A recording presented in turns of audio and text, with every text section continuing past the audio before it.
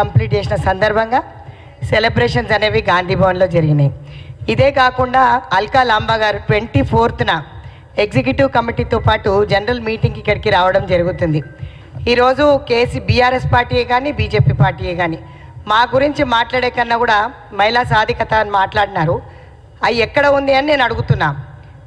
ఈరోజు వాళ్ళు నిన్న చూసినట్టయితే కమిటీ చేస్తున్నారు, పెద్ద పెద్ద మాటలు మాట్లాడుతున్నారు. బీసీల కులగణన గురించి మేము చేసిన దానిపైన వాళ్ళు సెటైర్లు వేయడం బాగాలేదని మళ్ళీ ఒకసారి మహిళా కాంగ్రెస్ అధ్యక్షురాలుగా నేను ఖండిస్తున్నా. వాళ్ళకి చిత్తశుద్ధి ఉంటే 10 ఏళ్లలో బయటికి వచ్చి మాట్లాడేది ఉండే. బీసీలకు ఆ రోజు పెద్దపీట వేయకపోగా మమ్మల్ని అవమానిస్తూ ఆ రోజు ప్రతి ధర్నాలో నిత్యావసర సరుకులే కానీ, పెట్రోల్ డీజిల్ ధరలే కానీ, మహిళల సంక్షేమం గురించే కానీ, మహిళా బంధు గురించే కానీ మేము అడగడం జరిగింది. కానీ దళిత బంధు పేరు మీద మోసం. ముఖ్యమంత్రి ఈరోజు సెక్రటేరియట్కి వెళ్తే సీఎం రిలీఫ్ ఫండ్ కూడా తినేసినారు. దళిత బంధు పేరు మీద కూడా మోసమే.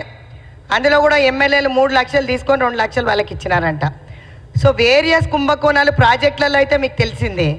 సో మహిళలకు రక్షణ అనేది ఆ రోజుల్లో కరువైపోయిండే.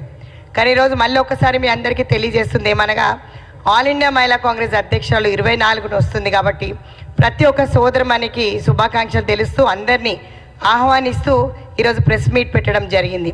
ఈరోజు సంబరాలు చేసుకుంటున్నామంటే రేవంత్ రెడ్డి గారి నాయకత్వంలో మహిళలకు పెద్దపీట వేసిందే కాకుండా రాహుల్ గాంధీ గారు, సోనియా గాంధీ గారు చాలా ఆలోచించి మా కోసం ఈ 6 గ్యారెంటీలు పెట్టడం జరిగింది. బస్ లబ్ధి మేమే పొందుతున్నాం. ఈరోజు సిలిండర్ ధర 500 కానీ, 200 యూనిట్ల కరెంటే కానీ, 2500 ఇవ్వడమే కానీ, ఇట్లాంటి మంచి మంచి పథకాలు అనేది కాంగ్రెస్ పార్టీ లాంచ్ చేసింది. రేవంత్ రెడ్డి గారి నాయకత్వంలో గతంలో కూడా నేను మహిళా కాంగ్రెస్ అధ్యక్షులుగా పనిచేశాను.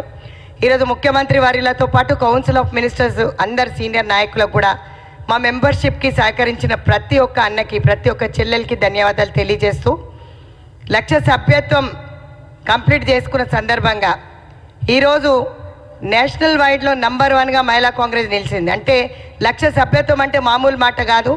ప్రతి ఒక్కరికి మా మీద ఎంత నమ్మకం ఉంటే ఆ సభ్యత్వాలు చేసుకున్నారో మీరు అర్థం చేసుకోవాలి.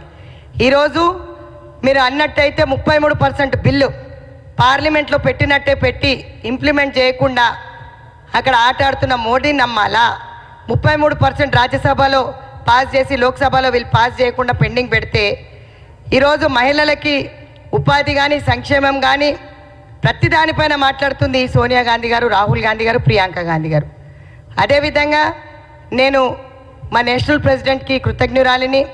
AICC incharge organisation KC Venugopal గారు ఆర్గనైజేషన్ స్ట్రెంత్ మీద మాకందరికీ కూడా ఢిల్లీకి వెళ్ళినప్పుడు 2-3 విషయాలు చెప్పారు, ఎలాగ బలోపేతం చేయాలి అని.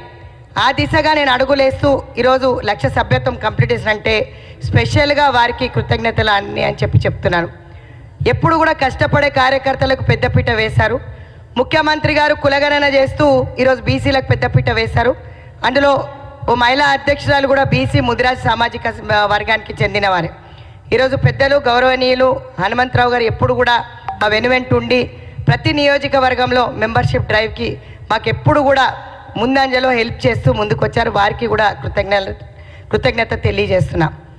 తమ్ముళ్ళందరికీ, చెల్లెళ్ళందరికీ కూడా ఎవరైతే మెంబర్షిప్కి సహకరించారో ధన్యవాదాలు తెలియజేస్తూ, ఆల్ ఇండియా మహిళా కాంగ్రెస్ అధ్యక్షులు రాక కోసం మేము ఎదురు చూస్తున్నాం. 24వ తారీఖున 11:30కి ఎగ్జిక్యూటివ్ మీటింగ్ ఉంటుంది. అదేవిధంగా ఫాలోడ్ బై ప్రెస్ మీట్, దాని తర్వాత జనరల్ మీటింగ్ ఉంది. 5,000 మందితో గాంధీ భవన్లో ఈ సంబరాలు చేసుకుంటున్నాం.